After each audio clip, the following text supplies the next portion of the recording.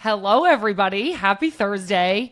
What a whirlwind of a week. Lindsay Horan's interview last week was so great, and I'm really, really happy that you all enjoyed listening to it. As much as I enjoyed speaking with Lindsay, I thought she gave such thoughtful answers to the questions that I asked her, and it was so gracious of her to come on and be our first guest on this show. We've had so much big news this week. The NWSL schedule dropped, and the league announced its new streaming service, NWSL Plus. Something we're really focusing on here at the women's game is to build out a centralized and simplified version of a schedule with information on where to watch the games. I think you wake up on a Saturday or Sunday morning and you're like, I definitely want to watch something, but planning how to watch, what channel to watch on, what time, who's playing is actually really hard in the women's game. So one of our goals here is to put out a graphic every week that shows you exactly who's playing, when they're playing, and what streaming service it's on. I'm really hopeful that will just bring more eyes and more attention to the game. And I think it's such an easy and simple solution to this problem that we all seem to be having, just really simply not knowing when and how to watch games. We also had a really big day in the WSL, especially on Sunday. I got to watch Christy win her first game with West Ham. They played Bristol, which is kind of a big relegation battle that's going on. So the 3 points for West Ham were huge. Christy subbed on with about 20 minutes left in the game, and I immediately had my eyes on her like a hawk the whole game. I kind of feel like when I watch her play, I'm like her mom. Like, every time she gets in a tackle, I'm like, oh, don't do that. Like, I get so protective of her. And Christy got into a few tackles this weekend, so I was a little bit stressed watching her play. I just wanted her to be safe out there. But I'm really excited to see her playing again. Obviously, she's kind of been not playing as regularly since she was injured a little bit last fall. So super excited to see her playing for West Ham and living out this dream that I know she's had to play in the Women's Super League for a long time. Beyond just soccer, I had a sporty weekend myself. I went to the PWHL Boston hockey game versus Minnesota, and I did the puck drop. My friend, who I have worked out with a lot in the past, who's on the team, that's how I got the invite to come and do the puck drop. She had asked me if I would read out the starting lineup before the team went out onto the ice. And I didn't know that this is kind of a tradition in hockey. She sent me a couple of video examples, and one of them was Snoop Dogg reading out the starting lineup for a hockey team. Snoop Doggy, no doubt. And so I felt all this pressure to be like cool and funny, just reading out these names of girls I didn't really know. So luckily, my friend gave me like a little script of lines to read out about each player that I was going to read their name. And I felt really nervous standing up there because they had a game and I didn't want to do anything to like mess them up or distract them or like make it about me. Like, this was minutes before their game. And I'm in the locker room, which is like a very personal setting. And the team made me feel so welcome. They did a little drum roll in between all of the names that I read, and they did a little cheer after every line that I read. And it gave me such like a warm feeling of almost being a part of a team again, which was so nice. And I was so grateful to those women for making me feel such a part of something that is really, really intimate and special, being in that close team environment. So I overall just had the best time at the hockey game and kind of love hockey now. We have been getting so many wonderful emails from all of you. I was really touched by this one, shared with us by a listener, and I wanted to take a moment and read it here.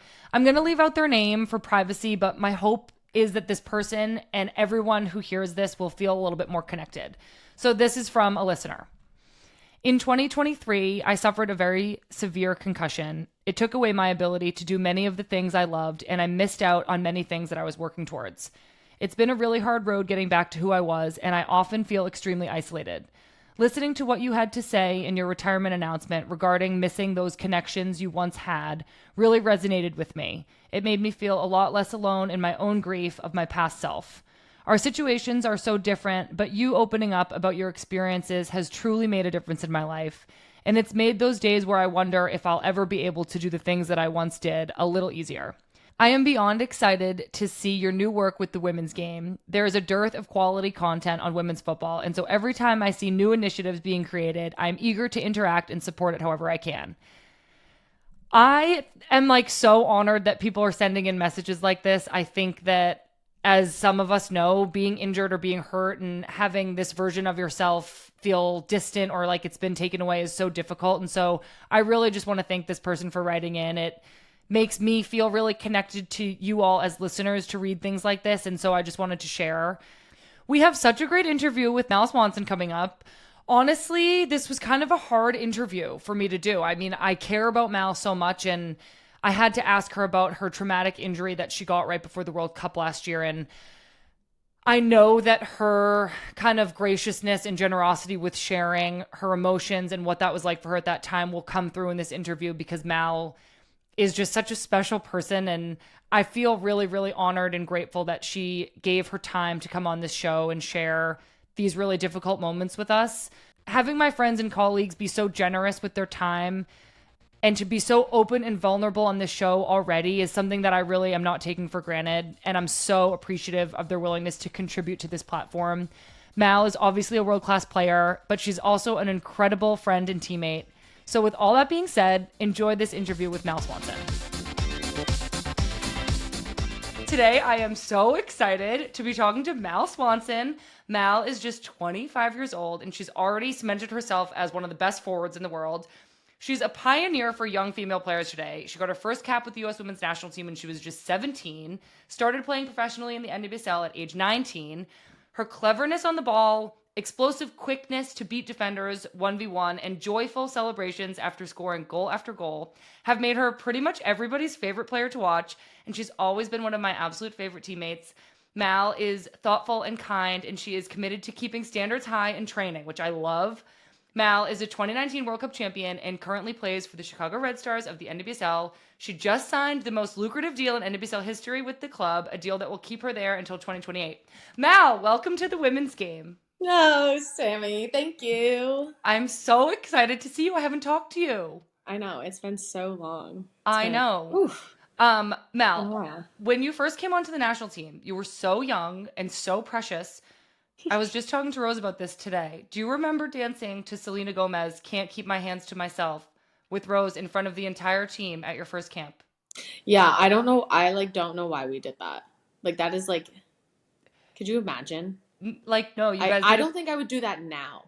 You guys did a choreographed dance, and Abby Wambach was there. Yeah. Abby Wambach was there. I think Sid, Alex, Carl, and we called the shots. We were like, we're doing everyone this. Sit down and watch us dance. And I don't know why. I mean, I seriously would not do that now. Can you imagine if a 17-year-old did that now? What we would we'd be like, what? Yeah. Do you remember the dance? Oh, that's cute, but I wonder. I'd be curious to ask. I wonder if they think now that was what they thought of it. If they thought it was a good dance, or they were just these girls.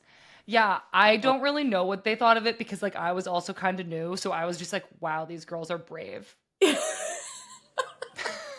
They're brave. Getting up and dancing. You guys were so brave. Okay, so you and your husband, Dansby Swanson, the shortstop for the Chicago Cubs, are living in the same city, playing professional sports at the same time.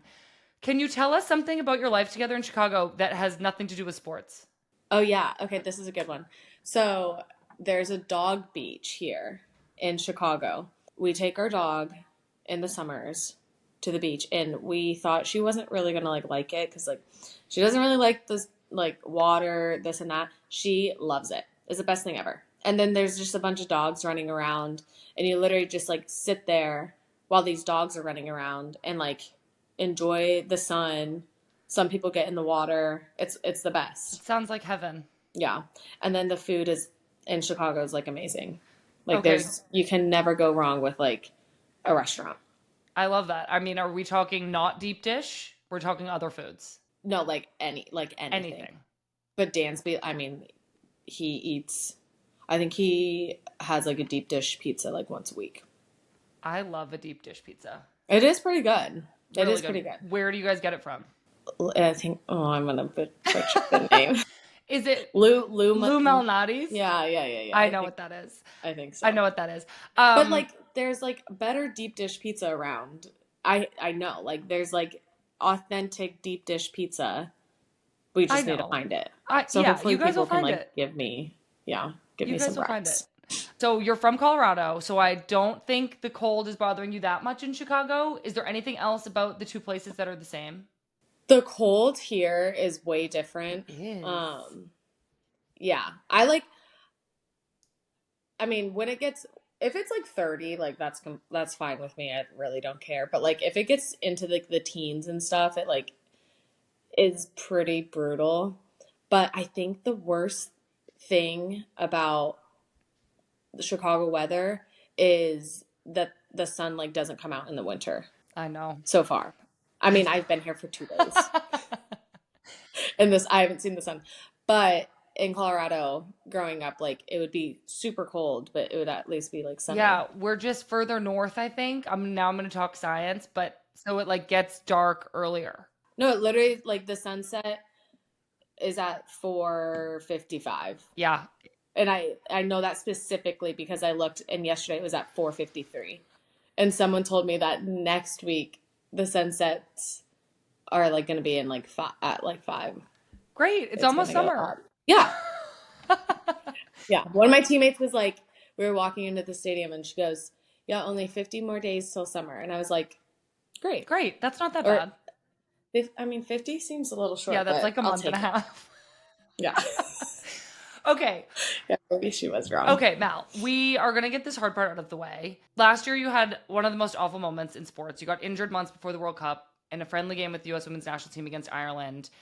You injured your knee and it looked really painful, but your emotions were like the hardest thing to see. Even your teammates were emotional. I remember Rose Lavelle was holding your head Yeah. and helping you. Lindsay was tearing up. Is there anything you can like share with us about the moment that you got hurt? I feel like when I got hurt, one, it hurt really bad. Like, it wasn't, I tore my patellar tendon. So, like, it wasn't like your ACL or anything. So, like, that tendon just like completely ruptured. And then my kneecap went up into my thigh. So, it like almost like dislocated too. So, I was like, I mean, it hurt so bad. And then training staff comes on the field and then I'm like, can you just like so like little backstory too. I kind of had the same thing happened in high school. I broke my femur and my kneecap dislocated. So I thought that's what happened again. Like I literally thought like my kneecap just dislocated. I had no idea that I tore. But yeah. So I like the training staff came on the field and then they like put my kneecap back in place. And then like I literally got like relief and I was like better. And then I remember like screaming Rose's name because I was like, I need someone over here. And then like and then Alyssa came over. I was like grabbing her ankles while they were like putting it back into place. Alex was over there.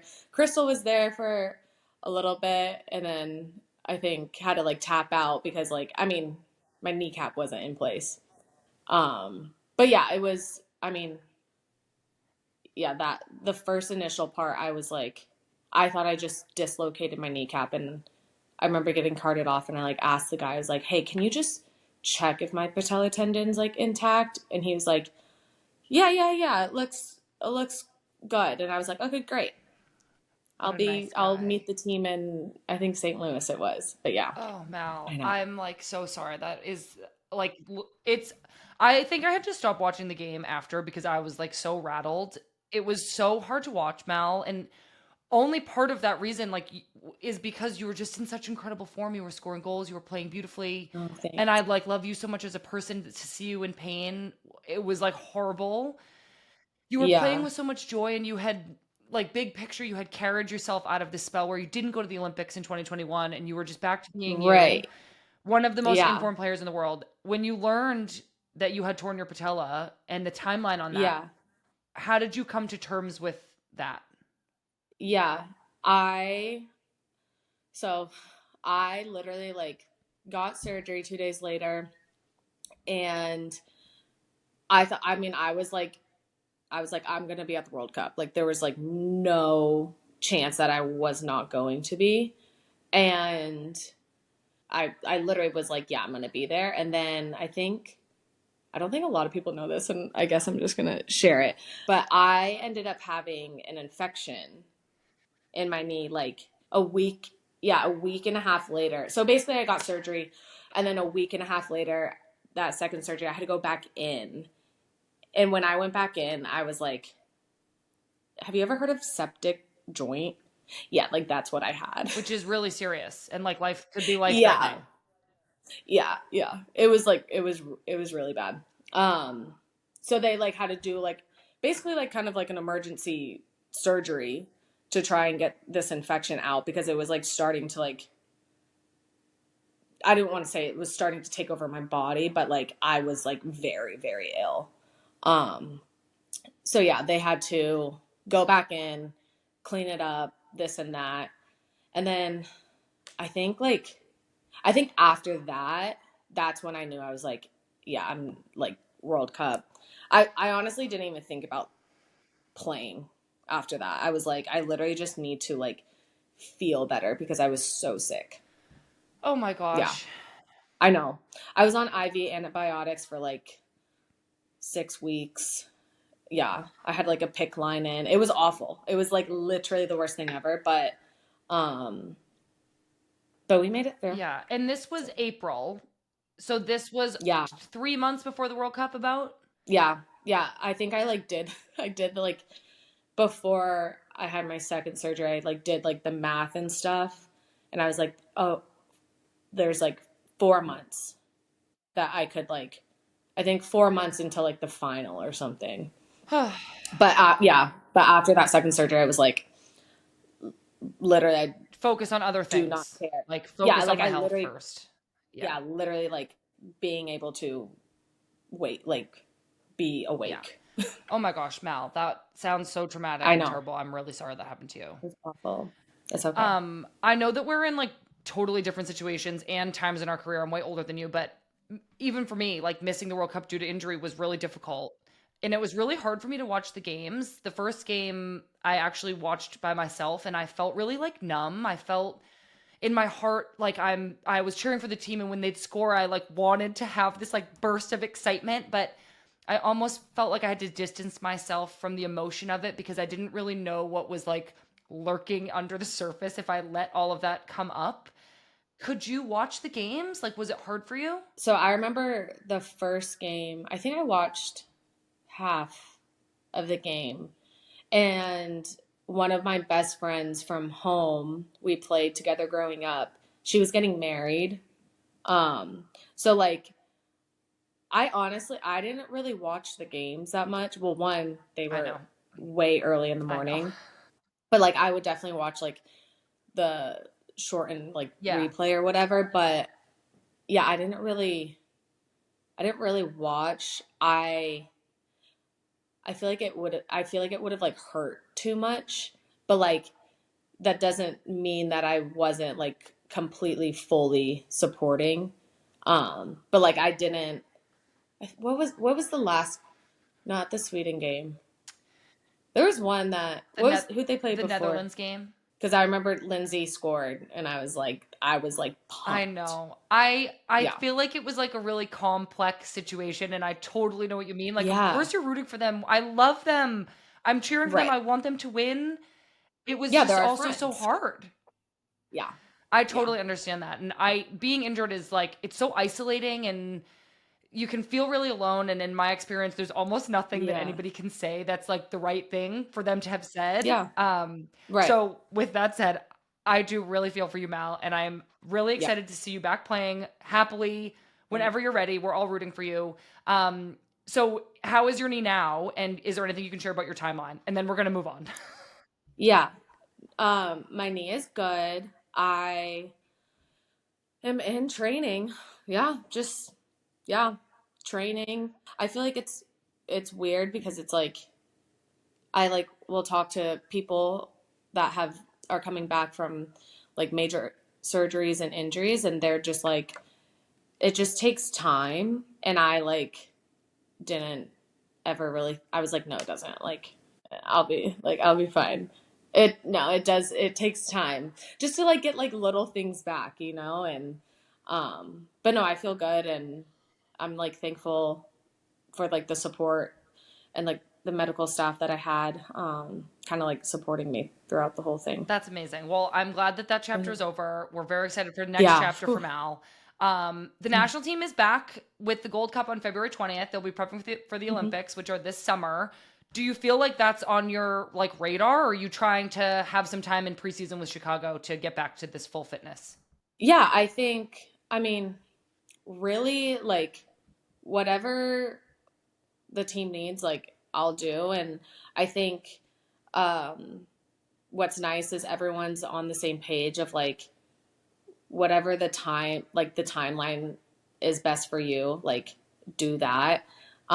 So literally, like, right now, I don't know if I'm gonna go into Gold Cup, or I don't know if I'll be in preseason with Chicago during that time. I think we're just really taking it day by day and training by training just to see how I'm like reacting, and all the ins and outs of that kind of stuff. But yeah, I think we'll see. Great. Well, it sounds like a win-win. I feel like you're going to be in great hands and Yeah.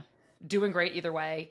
Emma Hayes, this is big news, will be taking over the national team when her Chelsea season ends in May. Have you spoken to her at all Hmm. yet? And what do you like hope she's going to bring to the team with the Olympics right around the corner? Yeah, I did. I spoke with Emma, and I mean, she's great.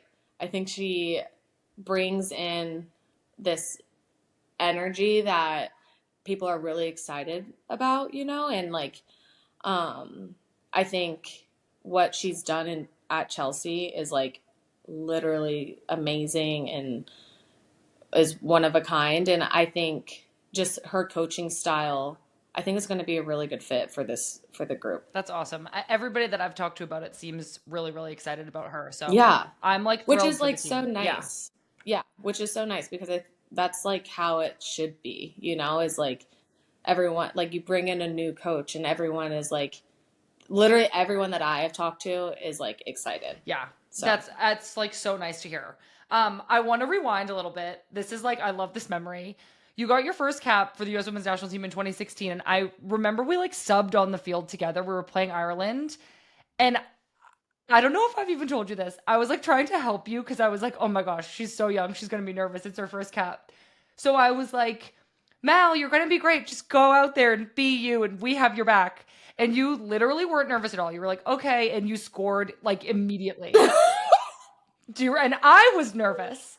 Do you remember that? no, I remember, I actually do remember you saying that. And you were just like, And I remember also, Kelly like coming up to me. I don't remember what she said, but it's funny because I feel like, yeah, I feel like I really wasn't. nervous. I probably was nervous. I don't You were know. 17. I don't think you like, Yeah, like, yeah, I was like, whatever happens, happens. well, Like, and you scored. we'll see. Yeah. Yeah. Okay, another amazing goal that you scored.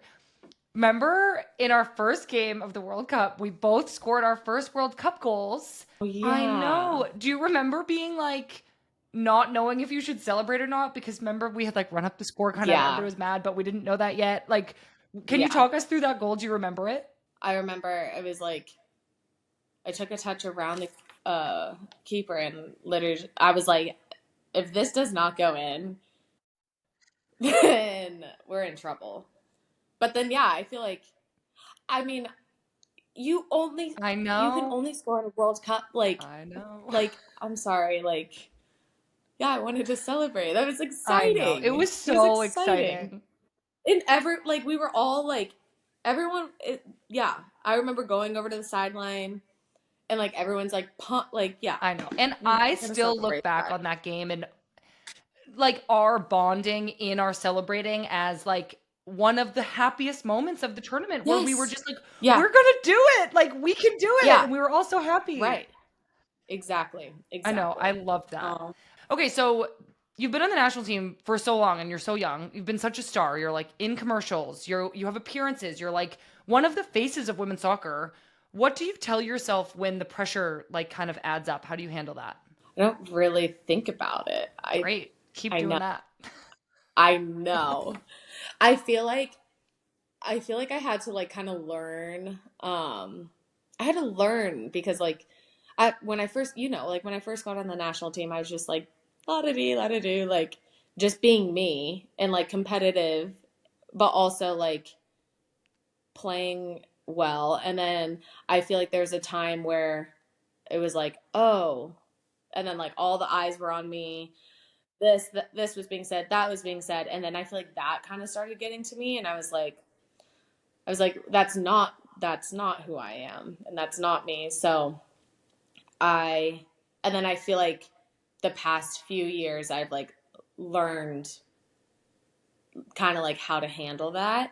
And then, I mean, now I think now I kind of look at it as, I think two things. I think pressure is always like a privilege, you know? And like I think it's good to have pressure as long as that pressure is coming from yourself almost, you know? Cuz like as many like expectations and this and that like outside has, like the pressure I have on myself is way more than that. And I feel like I've learned how to balance the pressure on myself that I put on myself more, Yeah, totally. if that makes That makes sense. total sense. You're Yeah. like doing something right. And so I'm like so glad you have such a great mindset about it. It's really cool. Yeah. I'm just going to keep trucking Keep going, along.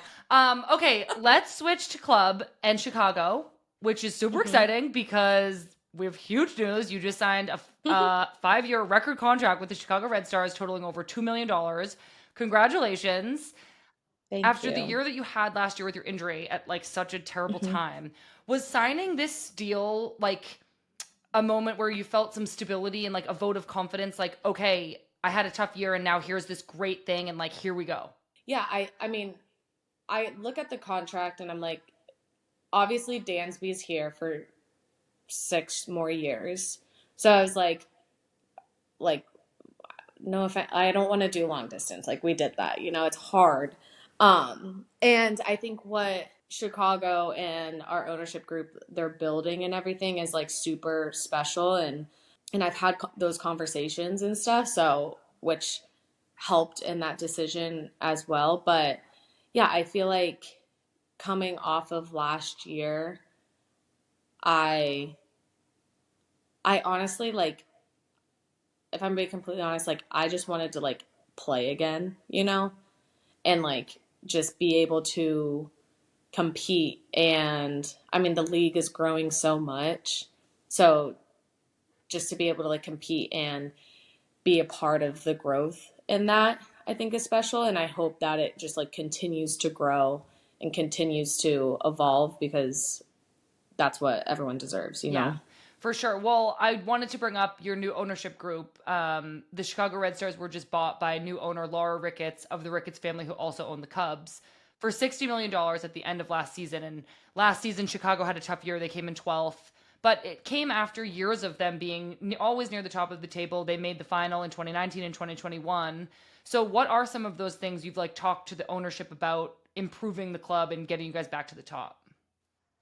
Yeah, I mean, I think it's funny because you look at the league and you see all these new teams come in, and they're like, if you think about it, Chicago was is one of the older teams in the league, and then you see all these new teams come in and like investing, and it's like I always look at it as like player experience, and it's like your day to day, and so the facilities, this and that. So yeah, Laura, I think they they really had to like kind of like get caught up to speed because of the timing of when they bought the club was, I think, I don't know exactly, maybe like September, August, September. So it was like almost like they had to get caught up to speed super quick.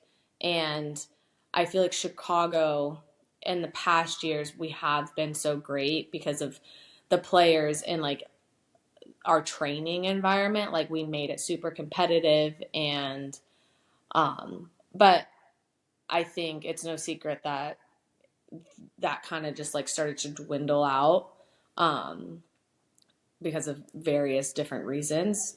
So I think, yeah, I think it starts with like actual investment, and that's what Laura and the ownership they're doing. And then also, I think it starts with kind of like a culture, like you're building a new culture, with the foundation of like what the good culture was with Chicago. Because yeah, like you said, we did make it to we were top of the table most every Oh my year. gosh. I used to, when I played on North Carolina, I used to hate playing Chicago. They just like had our, I wasn't I know there, you weren't, but but that's why I wanted to I come know. here They because were so good yeah, and they used to always beat us. And it was like the only team that could beat us. It was back when it was like the courage was just winning, winning, winning, winning, winning.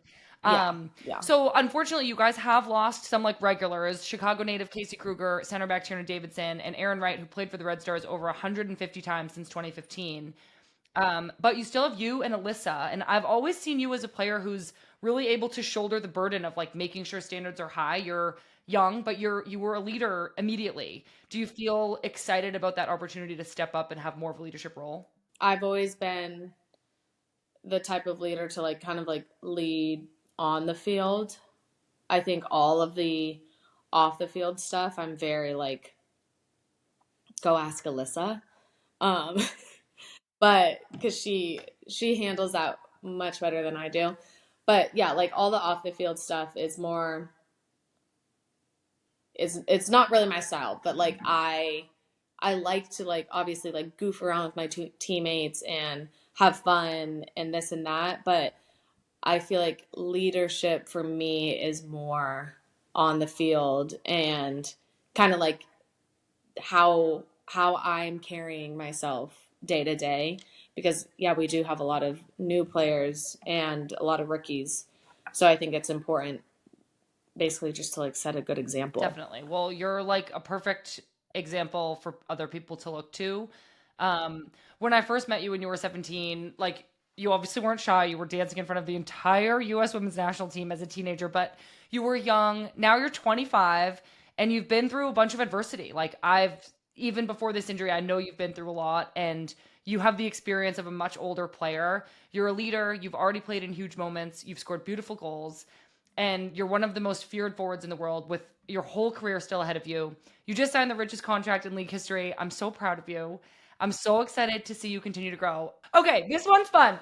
Can you describe the best goal you've ever scored in as much detail as possible?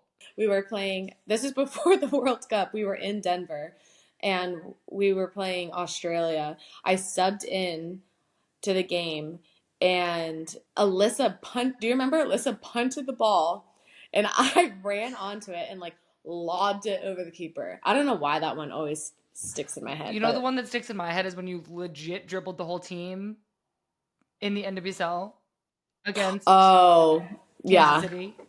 Yeah, I was so people like give me crap about my celebration, but like I was so tired. You My have legs you were have done. wonderful celebrations all the time. Yeah, Really? you just look Mm. so happy. I I am. know. Yeah. But you must have been tired Like on that it's one. fun. You dribbled really, really far. Um, do you ever listen to any podcasts? Actually, okay, real quick. I need Chicago deep dish Rex and podcast Rex because the drives for me are a little far Okay. to the training Okay, ground. we're gonna get you those. And then lastly, for fans traveling to see the Red Stars this season, what would be your favorite hidden gem of Chicago for them to see? Maybe the Dog Beach. Yeah, the dog beach. I mean, I'm gonna say come to a Chicago Red Stars game. I do think Cubs games are like pretty fun. They're pretty awesome. Amazing. Well, what a great Yeah. list of things for people to do. Mal, thank you so much for being here. I know I've already been like just raving about you this whole time, but I really love you so Oh, much. I'm thanks, so Sam. proud of you. I'm going to be so happy to keep seeing you crushing it. Good luck with the Red Stars this year, and we'll Thanks. be cheering for you. Thank you so much to Mal for being here. That was such a wonderful interview, and I'm so grateful that she felt open enough to share that story with us. I'm definitely hitting up the Dog Beach next time I'm in Chicago. Finn would love it there. Please follow us on Twitter, Instagram, TikTok, and YouTube at Women's Game MIB. Sign up for and read the Women's Game newsletter delivered to your inbox every Monday. And please continue listening to this podcast wherever you get your podcasts. We'll be dropping a new episode every Thursday. Thanks for being here.